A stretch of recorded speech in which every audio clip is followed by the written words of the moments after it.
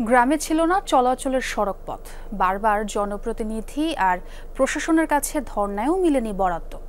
এতে দৈনন্দিন চলাচলে যাতায়াত দুর্ভোগের ছিল না শেষ। এমনই পরিস্থিতিতে মুন্সিগঞ্জের ঢালিকান্দি গ্রামবাসী নিজেরাই এবার তৈরি করছে গ্রামে চলার রাস্তা। প্রবাসীরা যোগাচ্ছে অর্থায়ন, আর গ্রামের তরুণ যুবকরা দিচ্ছে স্বেচ্ছাশ্রম। সামাজিক জাগরণের প্রতিচ্ছবি বলছে উপজেলা প্রশাসন।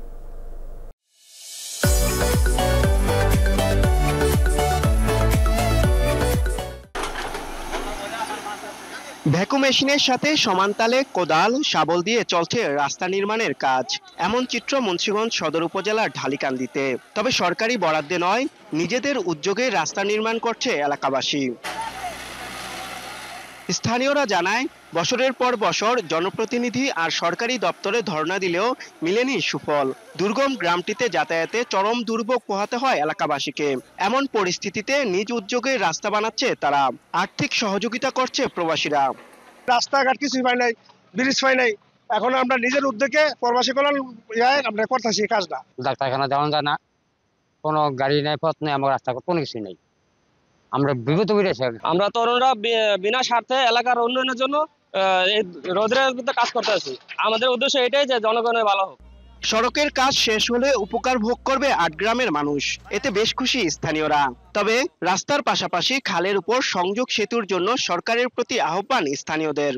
রাস্তাটা বাইন্দা খুব সুবিধা হইতাছে, আমার খুশি লাগতাছে, আমার ফুর্তি লাগতাছে। লাশ নিয়ে যাওয়ার জন্য সুবিধা হইব, হসপিটালে যাওয়ার জন্য সুবিধা হইব। এই জন্য আমাদের একটা ব্রিজ দরকার। যদি আমাকে একটা সরকারে এই সড়কটাতে আমরা যদি খালের পাড়ে আমাকে একটা ব্রিজ দেয়, তাহলে মনে করেন আমরা সবাই যাইতে পারবো, আসতে পারবো, আমাকে একটা সুবিধা হবে।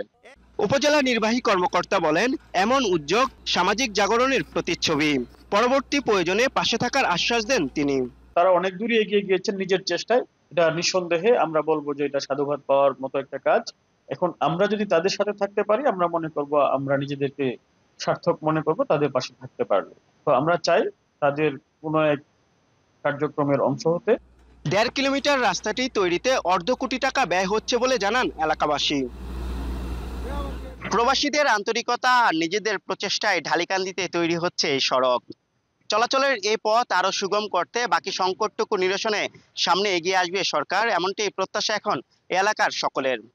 আরাফাত রায়হান সাকিব, যমুনা নিউজ, মুন্সিগঞ্জ।